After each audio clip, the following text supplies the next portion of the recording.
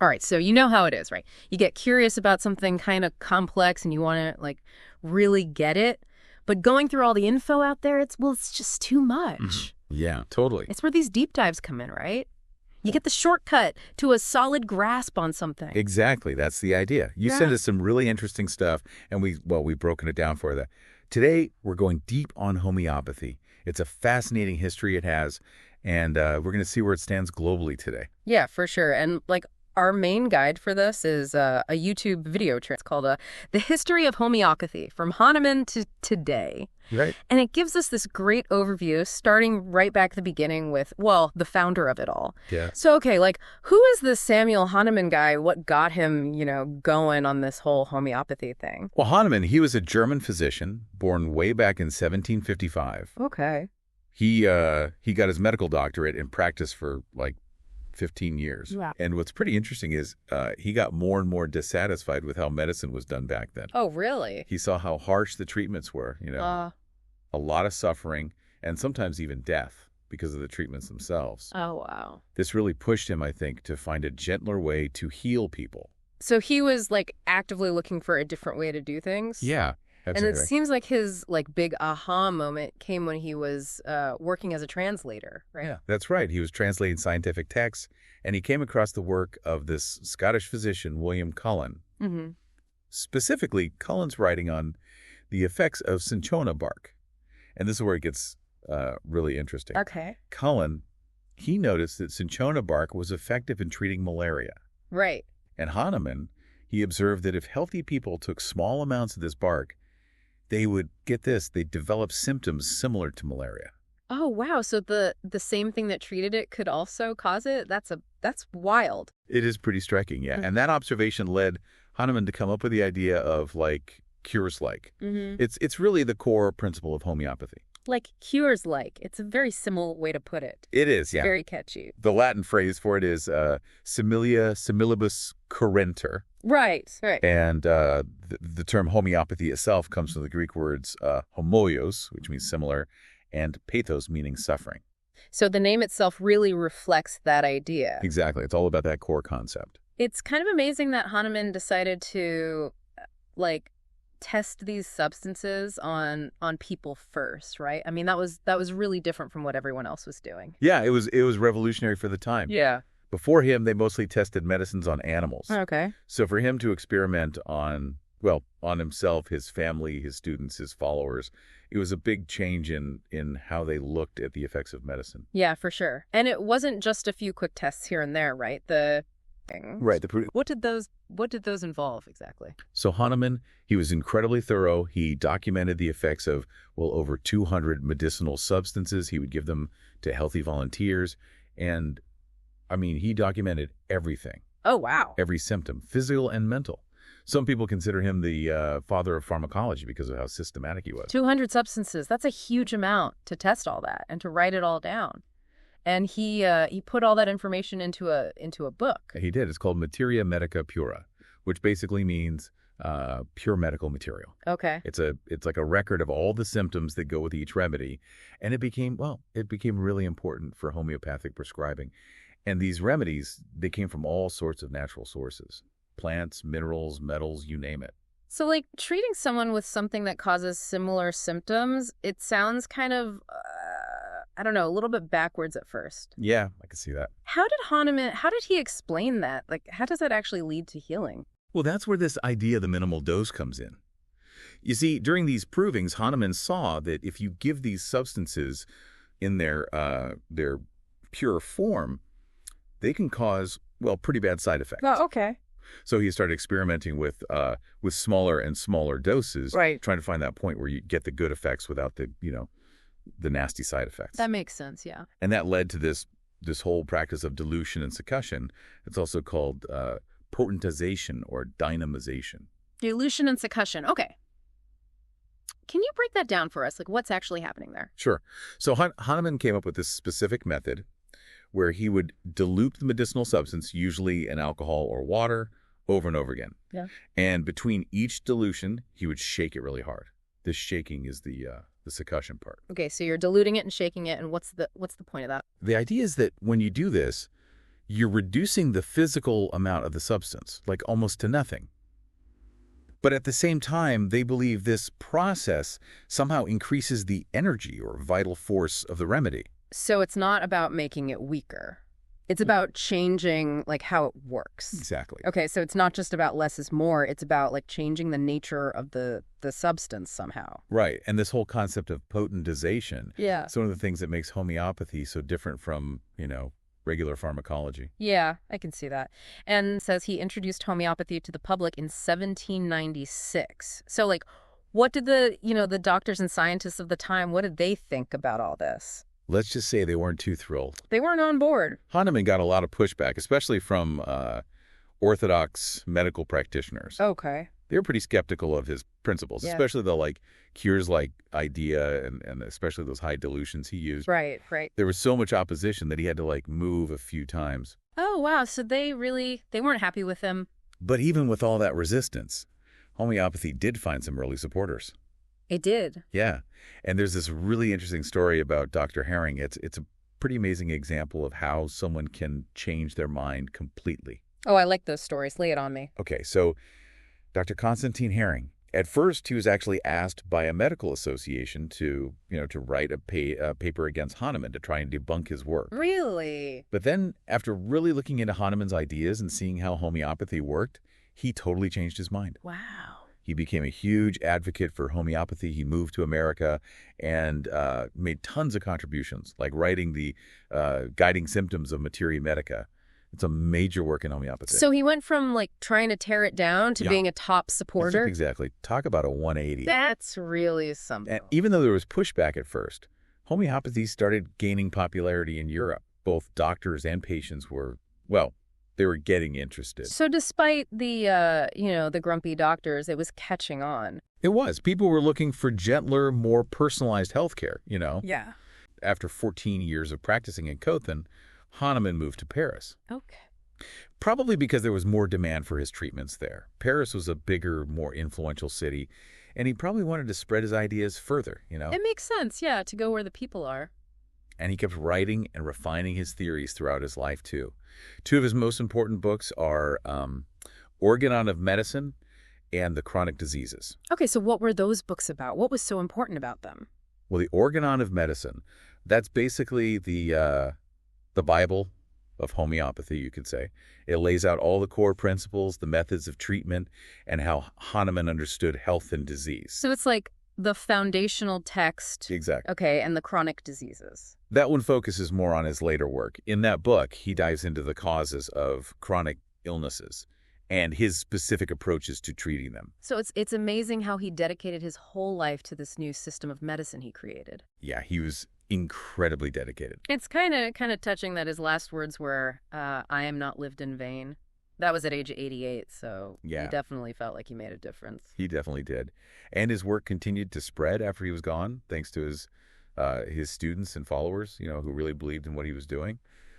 The big names like Dr. Jarr, Dr. Herring, we talked about him before, Dr. Allen, Dr. Clark, and Dr. Berwick. So they kind of carried the torch after he was gone. They did. They really did. And thanks to them, homeopathy spread all over Europe and to America, too. Britain, England, France, all over. Okay, so it was really going global at this point. It was, yeah. And, it didn't stop there. Homeopathy made its way to India pretty early on, too, around 1835 in Kolkata, West Bengal. Oh, wow, okay. So how did that happen? How did he get all the way to India? It's actually a pretty cool story. So there's this doctor, Dr. John Martin Honeberger. He had studied with Hahnemann, and he successfully treated Maharaja Ranjit Singh, the ruler of the Sikh Empire at the time. Wow, a Maharaja. He treated him for paralysis using homeopathy. This was a really big deal, treating the Maharaja. It brought a lot of attention to homeopathy, especially in West Bengal. Yeah, if the Maharaja's doing it, it must be good, right? Something like that, yeah. That royal endorsement definitely helped homeopathy take root in India. Yeah, I bet. And it kept getting support from influential people in India. Endorsements from Mahatma Gandhi, Mother Teresa, and Rabindranath Tagore. Wow, those are some pretty big names. They are. They all saw homeopathy as a safe and effective system of medicine and one that was accessible to everyone. Right. And then there's the example of a Rajarshi Shahu Maharaj. Around 1900, he used homeopathy to fight epidemic diseases in Kolhapur.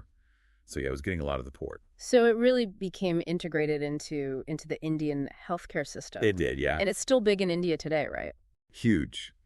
There are over 200,000 registered homeopathic doctors in India today. Wow, that's a lot. It is, yeah. And the Ministry of AYUSH, that's the Ministry of Ayurveda, Yoga and Naturopathy, Unani, Siddha, and Homeopathy, and the Central Council of Homeopathy and Research Center, they're the ones who regulate and oversee homeopathic education and research in India. So homeopathy in India, it's not just like a folk thing, it's really part of the system. It is. It's very established. Okay, so that's how homeopathy got to India. Now, looking at like more modern developments, this International Academy of Classical Homeopathy in Alonissos, Greece, founded by Dr. George Vithoukas. What's that all about? Oh yeah, that's a really important place in the world of homeopathy. It's become a global center for studying classical homeopathy. Dr. Vithoukas he's a giant in the field. Yep. And the academy attracts students from all over the world, including a lot of doctors from India. Wow. They have residential programs, e-learning courses. They even offer degree programs in classical homeopathy. Oh, wow. And there are these ISC centers, affiliated centers in a bunch of Indian cities: Pune, Nashik, Gujarat, Bangalore, Mumbai. So they're making this specialized education accessible to more people. Exactly. That's really interesting. And Dr. Vithoukas, he's gotten a lot of recognition for his work, right? He has. He's won a bunch of awards for his contributions to homeopathy, and he's written several books that are really influential, like The Science of Homeopathy, Yeah. Levels of Health, and A New Model of Health and Disease. He sounds pretty busy. He is. Even at 90 years old, he's still teaching and working in the field. Wow, that's incredible. It is, yeah. He's really dedicated. That's amazing. So, okay, zooming out a little bit, looking at the global picture, what does the World Health Organization say about the use of homeopathy around the world? Well, the WHO says that homeopathy is the second largest therapeutic system in the world. Wow, second largest. Yeah. It's estimated that over 300 million people worldwide use homeopathy. That's a huge number of people. It is, yeah. And out of those 300 million, over 100 million are in India. Okay, so even though it's not always, accepted by everyone, a lot of people are using homeopathy all over the world. They are, yeah. Some of the reasons why people are drawn to homeopathy. Okay, so what are those reasons? What are the benefits that people talk about? Well, people say it's safe, that it's effective for a wide range of conditions, that it's painless, and that it doesn't usually have bad side effects, at least when it's prescribed correctly. Right. It's also seen as a system that supports the body's natural ability to heal itself. So it's not like fighting the body, it's working with it. Exactly. Interesting. And then there's also some research that suggests there might be electromagnetic energy in homeopathic medicines, right? That's a newer area of research. It's pretty fascinating. Yeah, definitely something to look into more. It is. And the variety of remedies, I mean, it's pretty amazing, right? There are thousands of them. Yeah. There are over 8,000 different homeopathic medicines, and most of them, like 75%, come from plants. Okay. The rest are made from minerals, metals, animal products, things like that. This huge range of remedies is part of what makes it possible to really tailor the treatment to each individual person. Yeah, that makes sense. And one thing that's often emphasized is that homeopathic medicines are generally safe for just about everyone. Newborns, pregnant women, the elderly, everyone. That's pretty important. It is, yeah. When they're prescribed by qualified practitioners, they're seen as being very safe. Okay, so you have all these different remedies, and they can be used for a lot of different things. Yeah, everything from common colds and fevers to, more serious conditions. What kind of serious condition? Well, it's like issues with the digestive system, urinary tract problems, endocrine system issues, things like that. And some people use it as a supportive therapy for even more serious illnesses, alongside conventional medicine. But it's important to be clear. It just says that some people use it as part of their overall healthcare approach. Okay, so it's more about supporting the body and not necessarily about, being the only treatment. Right, exactly. And the way these medicines are given, it's kind of unique, too. Yeah, how does that work? Usually take these little pellets and you put them under your tongue. Okay, so it's not like swallowing a pill. No, it's sublingual administration. The medicine gets absorbed right into the bloodstream through the mucous membranes in your mouth. It bypasses the digestive system, so it acts faster. Interesting. And there's this thing about avoiding strong smells before and after taking the remedy. Really? Like what, perfume or something? Yeah, strong smells, anything like that. The idea is that those smells could mess with with how the homeopathic remedy works. Oh, okay. So you want to keep it as pure as possible. Exactly. There's also this idea that homeopathy is like slow acting, right? That it takes a long time to work. Is that true? It's a bit of a misconception, honestly. Of course, if you're dealing with a chronic condition, something that's been going on for a long time, it's going to take time to see improvement. But if you get the right remedy, it usually starts working pretty quickly. Okay, so it's not the medicine itself that's slow. It's just Right. that some conditions take longer to treat. Exactly. Makes sense. And what about the taste? Those pellets are usually a little bit sweet, right? Yeah, they are. Is there a reason for that? That's because they're often made with sugar or lactose. Mm-hmm. That makes them easier to take, especially for kids. Okay, yeah, that makes sense. It's not the medicine itself that's sweet. No. It's just the thing it's dissolved in. Right. And homeopathy, it's really a holistic approach, you know? It's not just about the physical symptoms, but the whole person. Their mental state, emotional state, everything. Yeah, I was getting that sense. Practitioners, they take a really detailed history.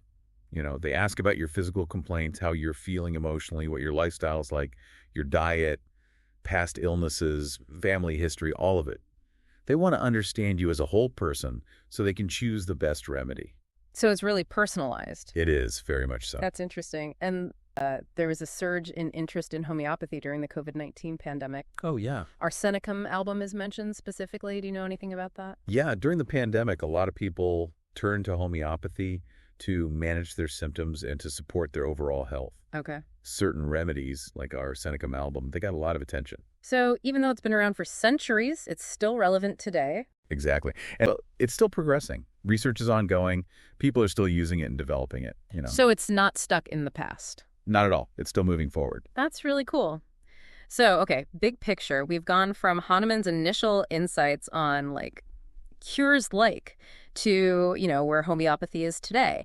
This widely used system of medicine with its own unique principles and practices. It's a pretty amazing journey it's had. It really is. So, you listening, you should now have a good grasp on the history of homeopathy, its main ideas, the challenges it's faced, and, how it's still relevant today. That's what these deep dives are all about, getting a good understanding without having to, read a whole library. Exactly. Hopefully you didn't get too overwhelmed with info, though. Yeah, we tried to keep it fun. We did. But here's a little something to think about as you go about your day. Homeopathy has been around for a long time, and people all over the world use it. So what explains its lasting popularity? Why do people still turn to it? And on the other hand, why is there still so much debate about how it works? About the science behind it? It's a question with a lot of layers, and I encourage you to think about it and maybe do some more digging on your own. Yeah, it's a fascinating topic, that's for sure. It is, and that's what we're all about here, right? Getting you thinking and exploring. Exactly. Thanks for joining us for this deep dive on homeopathy. We'll catch you on the next one. See ya. Bye.